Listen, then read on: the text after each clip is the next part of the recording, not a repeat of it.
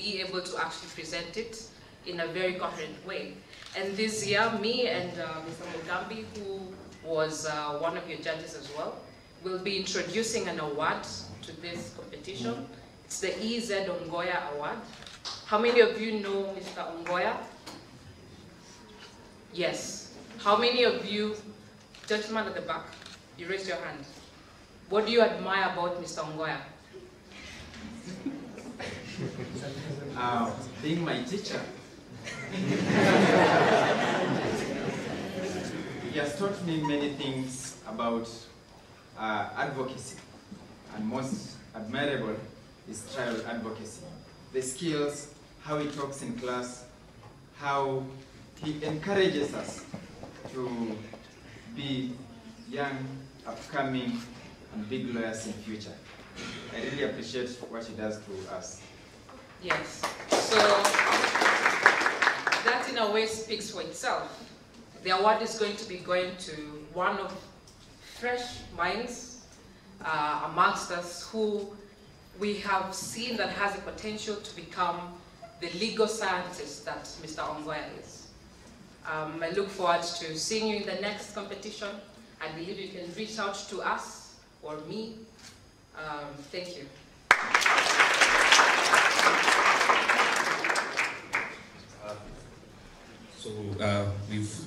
Our sponsors all have spoken, and we've come to now the final bench who are seated. And just before we get the remarks, I'd ask Mr. Peter Emmanuel, who was my former boss. I worked under him in the office of the Attorney General, and I must say, probably he's the most amazing boss. If I can give you a story, just a short story about him. I was in the judicial review division where he heads, and he came, I was just an intern. And he found me there and he asked me, are you a new intern? And I told him yes, and he told me, come and buy you lunch. So he bought me the first lunch ever at the office of the Attorney General, and for that I'm forever grateful. And so, Mr. Peter Emmanuel, thank you.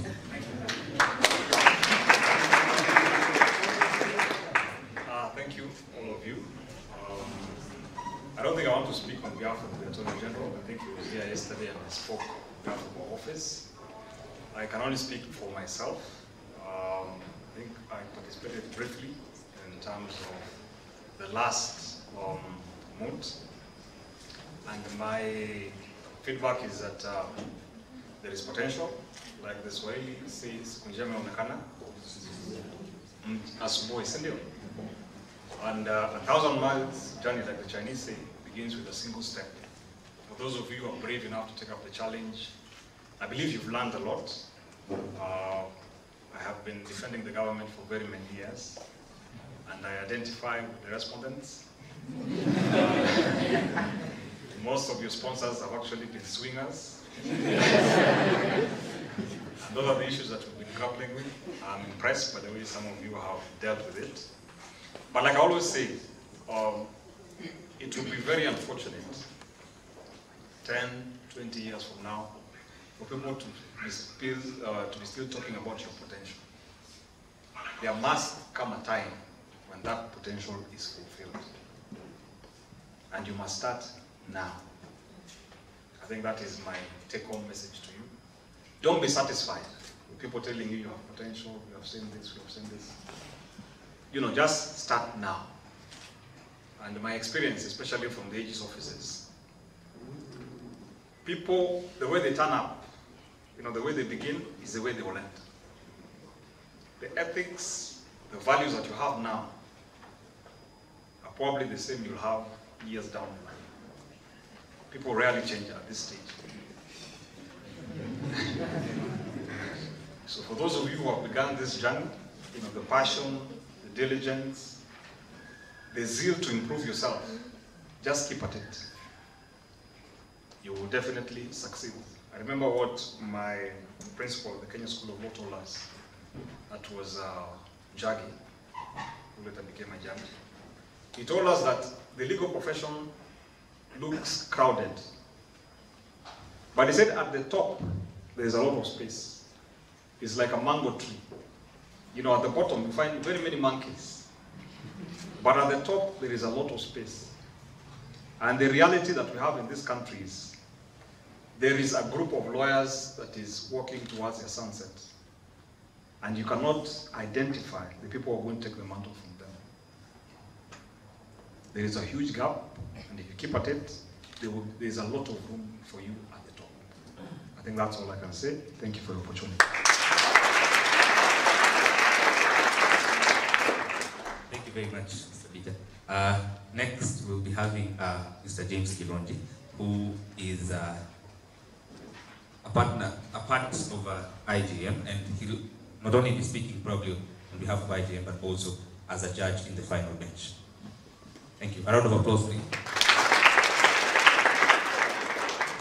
Thank you, Tim. I was not prepared to speak. Thank you for the opportunity.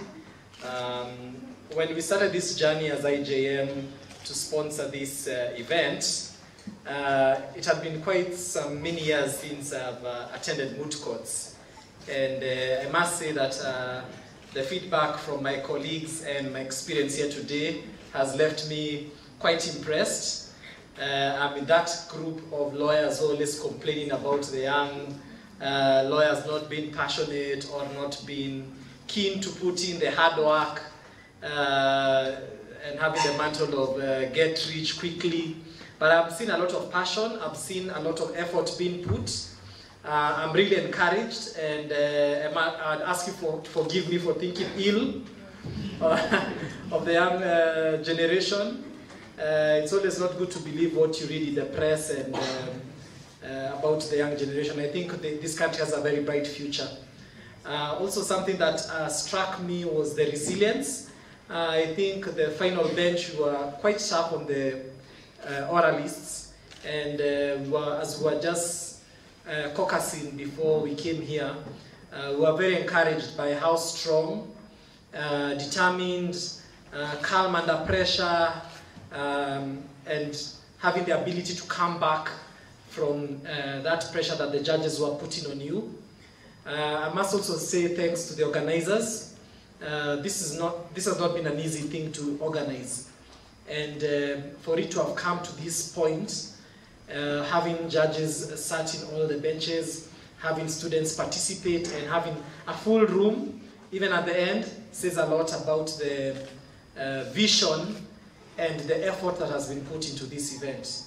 As my colleague Wamaida said, we are very interested in continuing to partner with this AKMCC. We'd really be interested in having more topics about human rights that touch on the area which we work on, which is on children who have been sexually abused, working on children's rights, and also working on extrajudicial killings and police misconduct. So those are areas that we are very interested in, and I hope that we can continue partnering together in the future. Thank you very much. Finally, you're going to have Mr. Rosemary Mtoka, who is a representative not only from IMLU but also sat in the final bench. A round of applause, please. Okay, thank you very much. Again, I'm representing who? Anyway, Anne spoke on behalf of IMLU, and she perhaps forgot to mention that I am a director at IMLU. And I'm glad that when I came here today, I wish I'd known, or I'd perhaps been made aware that this is a program that started yesterday. I'd have been here actually, because I've come here and I've met so many of my students. I'm a lecturer, by the way, part-time lecturer at the Kenya School of Law. So the rest of you who are still here, you really need to greet me well. If you want those percentages to go up. Okay, so I've met quite a number of my students here, and some of them, in fact, we're sitting with them in some of the panels. And I'm impressed, really. I'm really impressed by the way they've turned out. And I think that is what we all aspire to as people who have been in this profession. The first thing I always tell my students when I teach criminal litigation, so this is this particular topic is something that really is related to what I teach the students at the Kenya School of Law. And I always tell them that the generation that have gone before them, have let this country down. and that therefore we expect them to come with open minds, and that we hope that they're going to change the way we've been doing things. And I'm so glad that my colleague has talked about the fact, that when we talk about young minds, you must take advantage of the fact that you have the ability, and you're lucky because you're coming in a dispensation where we have a constitution that gives you the leeway to be able to address these issues. And so do not close your minds. We have a very open mind. Don't limit yourselves by your backgrounds and your cultural leanings and so on. Just come with an open mind. The field is there for you. Change things, and I have a lot of faith in the youth that I deal with now at the school, and I know even those that are at universities. And finally, I'd like to say this. There's this preacher. He's a Nigerian preacher. Actually, an evangelist. I don't know whether they want to call themselves evangelists, and you don't say preacher or pastor. But he was saying that he gave a sermon, a very interesting sermon. He said that as he was passing by the market, there was this Nigerian singer who was singing about whether you want to be a caterpillar or a pillar. You want to be a pillar or a caterpillar. So he based his sermon that week on that. And he actually extended it. And he said, there are three things. You either are a pillar or a counterpillar or a caterpillar. Which one do you want to be? A pillar, all of us know this. Look, without this, of course, this building would not stand. You stand for the truth, and you stand with it. It does not matter what pressure you put under. You stand with the truth. If you're a counterpillar, you're a person who reverses the truth. You change the truth to suit your circumstances. You always want to make sure that because you're working for the AG, you're working in the AG's office, you want to be able to argue that it doesn't matter that this person left their house to go to the police station. They were not seen there because there's no other place that I've gone to. I'm just giving an example. And finally, a caterpillar is a person who destroys the truth and does not, and creates their own rules. And I'd say this, the reason why we are all involved as organizations, and the fact that we're even sitting with you here, there are many others who perhaps are not even interested, and that you're also here, is because we want to build you so that when you come up, I don't believe that you're set in your minds. I know that your minds are still open, and that when you finally come to the school and maybe then get into practice after you've been admitted as advocates of the High Court, that you still have the ability to be able to change your minds and be able to do something different. And I want to believe, therefore, that we can, in our engagement with you, you can be able to change yourself from whichever position you're in and become a pillar. So that at the end of the day, we'll remove the counter and we remove the cutter, and all of you will be pillars. Thank you very much.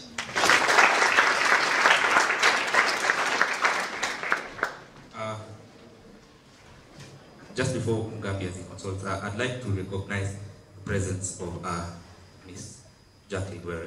You may stand please and say hi to the people. Not just I'd like to say just one or two things on behalf of everywhere you've assisted us in the All Kenyan Moot Court competition. Allow me to speak from here. Thank you so much, the judges who've come to bless this competition. I'm Jacqueline Were, working with IPOA. I'm here in my own capacity because I love moot courts, and I've previously worked with students, and I really wanted to see these come through, and that's why I am so excited. And I think for most of the sponsors that I've spoken with directly, I've told them I am so happy. So even if the students don't tell you that, just get it from me, because at least finally this came through. We all know where it began, and at some point we thought we wouldn't really make it, but at the end of it all, we reached out to different sponsors who came through within a very short notice, and that's why I insist that after this, you'll do a postmortem of the competition, and as early as next month, let's start discussing March next year, because we all know that moot courts will be taking place next year. Senior. Yeah, so I'm very grateful to see you all on the topic. That's something I'm very passionate about, and I cannot even start talking about it now. Thank you. I'll just mention, we have a representative from the Ministry of Interior, and he sat as a judge. I'll just ask him to stand and wave and say hi to the people. Yes. When you see him, see Dr. Matiang'i. Yes, so without further much ado, I think I'll welcome His Excellency, the presiding judge. Mr. Mugambi, I'm happy to give us the floor. A round of applause. Assalamu alaikum. Muendeleaje? Siku imekuaje? I will not talk in full Swahili, but at least you guys are understanding me. My work is simple. 1, to make few remarks, and 2, to announce the results of the final round. Then the president will take over to announce the other categories. We have also nominated, amongst the judges who took part in the preliminary rounds, the recipient of the EZ Ongoya Award. I hope he or she is here. My name is Muhavi Mugambi. I have participated in this competition as a judge for the last 6 years, since it began. Every year I had hoped that this year will not come, but someone prevailed over me to come. So I decided to let me appear once more, because my partner in crime, Henry Paul, is not here, he's somewhere down in the south. Number 2, currently I am a managing partner at Mugambi and Thiga LLP. It's a legal consultancy firm based in Upper Hill. My partner is there. So this year we decided to introduce an award called EZ Ongoya. There is a reason why I mischievously and selfishly chose Ongoya. Other than Ongoya being an advisory patron to AKMCC, Ongoya is also my mentor. And as my brother has alluded there, if you meet him in person, or if you hear his stories, you will wish to be living in his time. I know you know him in person. So that's why we introduced the award, because of the zealousness Ongoya as a person has, the industriousness of himself, his support to students, and his encouragement to students to participate and do moots. I met him in 2011 when I was somewhere in undergraduate doing a moot, and he encouraged me to continue doing the same all through. And there is an experience he usually likes sharing, which I will share with you. He talks about the former government chief pathologist on giving some evidence on the death of Robert Ouko. The chief pathologist said that Robert Ouko, number 1, shot himself in the head, then poured acid on himself. Number 2, Robert Ouko poured acid on himself, then shot himself. That is his scientific conclusion about the death of who? Robert Ouko. Listening to some of your arguments for the last 2 days, your arguments have been like that. As judges, we have tried to make sense of those arguments. But again, we would like to invite you to continue using the IRAC method. You'll never go wrong. The issue, the rule, and finally, you will never go wrong. You will never go wrong. I was involved in an international competition in my 2nd year, Jessup, Philip C. Jessup in Washington, D.C. There were 3 judges who sat there. A Dominican Republican judge, a Russian judge, and a judge from Texas. The entire time my lecturer, Madam Constance Giconyo, kept emphasizing to me, do not get emotional, do not get emotional, just use IRAC. She kept singing like that. So I ended up using it. The entire time the judge from Texas pulled a chair, looked outside the window. She cannot listen to a black man. Imagine I'm called black. You understand that point? You understand? So the entire time, the judge from the Dominican Republic and the Russian judge gave me audience. I did not stop. I continued doing what? Speaking facts. And they were impressed because I stuck to whatever it is that I was supposed to present in an orderly manner. So I encourage you and I invite you to do the same. Number 3, please improve on your memorials. I took the pain of reading your memorials and I realized a few things. 2 things especially. 1, you have no particular format with which you draft your memorials. Again, I will revisit Ongoya's words. If you want to draft pleadings, take the civil procedure, put it here. Take your paper and pen and start doing what? Drafting. You will never do what? Go wrong. But if you take a precedent, copy-paste the precedent, chances are that you might end up making a what? A mistake. And lastly, number 2, on memorials, please adopt a universal format for citation. The most common one and widely used is what? A scholar. Please adopt, you will never go wrong on that. It is important for you to start improving on your research and drafting. You are together? Number 3, on the general issue I was speaking about, having introduced this myself and Mukami Ndiga, we will be picking through the organizers a student in next year's competition. We're introducing another award. Any student who's the most promising, either in terms of research or oral skills, we will be taking them as interns for 6 months paid. And we have also committed ourselves to introducing any other 2 awards that the committee shall deem fit and will sponsor it by ourselves.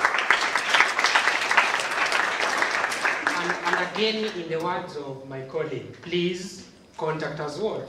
Early enough so that we also prepare and put up. Having sat and considered the arguments for both the petitioner, applicant and the respondent, we arrived at the following conclusion.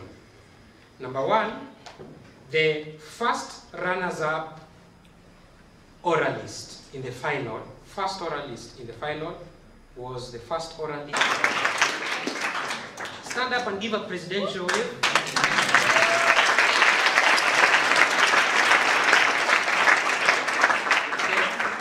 The fact that we do not know their names should show you our petitioner.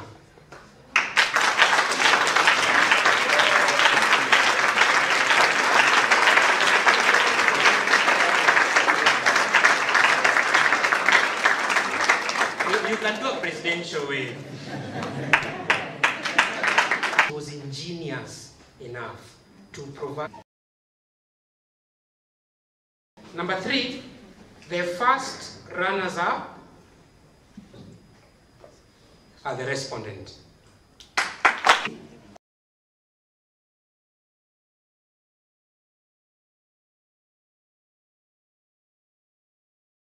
Are the petitioners.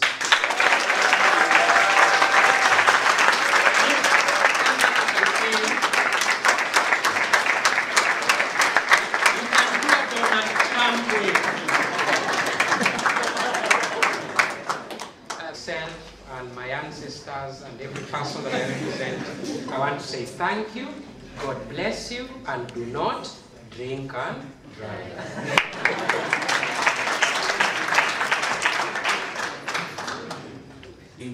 With let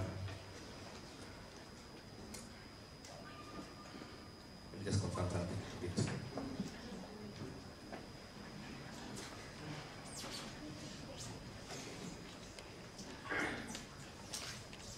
Shall begin with the best memorial. The best memorial for the All Kenya Book Competition 6th edition was Team 308.